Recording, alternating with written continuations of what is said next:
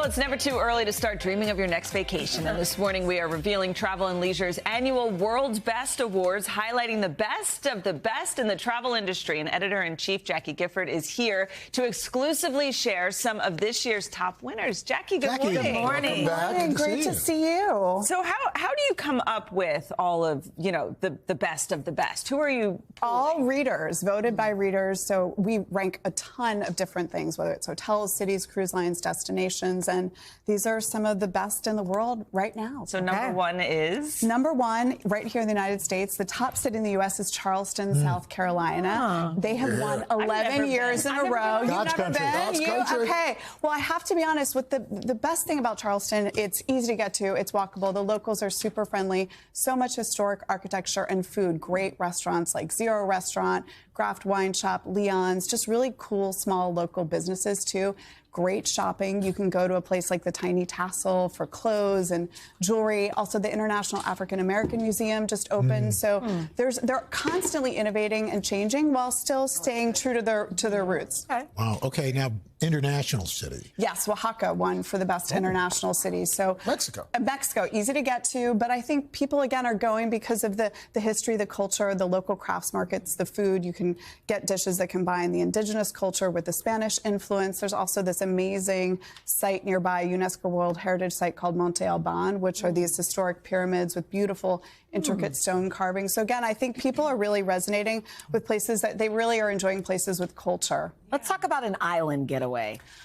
Where should we go? Okay. Well, here in the U.S., the number one island destination in the continental U.S. are the Barrier Islands, Georgia's Golden Isle. So people really love this. It's very family friendly. It's right between Savannah and Jacksonville, Florida. You've got so many beautiful things to do: marshland, nature trails, golf courses. Cool. Places like Jekyll Island, St. Simon's Island, Little St. Simon's, and Sea Island. These are really known as family friendly destinations. Also, May through October is the sea turtle nesting season. So people like to go out during the day and see the sea turtles. You can follow their tracks in the Sea Turtle Center. You can do an evening tour and see them for like about $27. So also really affordable. That looks so relaxing. What about best island in the world? I think this is one of the world's period, hands down, greatest destinations, the Great Barrier Reef in Australia. So Australia is back open again. People are really eager to go back and see. You can actually see the Great Barrier Reef from space. I don't know if you can see the coral system. And over time, the different tourism providers are really working to make it more sustainable. There's over 100 islands in the group. People really called out the Whitsundays and Lizard Island, which is a beautiful, beautiful resort. Obviously, this is a one-of-a-kind view, but there are other places that are known for having a one-of-a-kind view. Yes. So we introduced a new category this year, train travel, the Rocky Mountaineer one. So I think this is really cool. People are into train travel. It's sustainable. You can see a lot of places in one go. So the Rocky Mountaineer, they do trips that go from Denver to Moab in Utah, and then also in Western Canada from Vancouver to some of the Canadian Rockies towns. And you get to sit in these glass dome carriages and take in these beautiful views. You sleep off of the train at night, and then during the day you get to see all these magnificent places. Unbelievable. That's a great concept. I've never done one of those. That is pretty. Yeah, I love train travel. But the national parks, one of our great jewels in this country, Yosemite.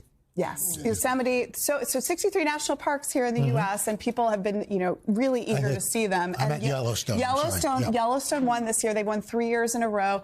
It occupies 3,500 square miles, really the northwest corner of Wyoming into Idaho and Montana. You obviously get to see the Grand Prismatic Spring, Old Faithful. I did this last year, driving in from Montana for a day trip, and it was one of the top things I think I've ever done as a traveler. Yeah, because you get to see the wildlife, It's just moose, so beautiful. Elk, bison, all these amazing, amazing animals, and you just never really appreciate what we have in our own backyard. And there's so many national parks that you don't have to go to the ones that everybody knows to give them a little bit of break and go see some others too. But make a reservation too, right? Because if you want to stay obviously inside, and there's campgrounds and hotels nearby, but I think really we should appreciate our national parks a little bit more and take better care of them. Absolutely. Jackie, this is great. Thank you so Thank you, much. Jackie. Makes us want to travel. To see more winners from Travel and Leisure's World's Best Awards, head to today.com.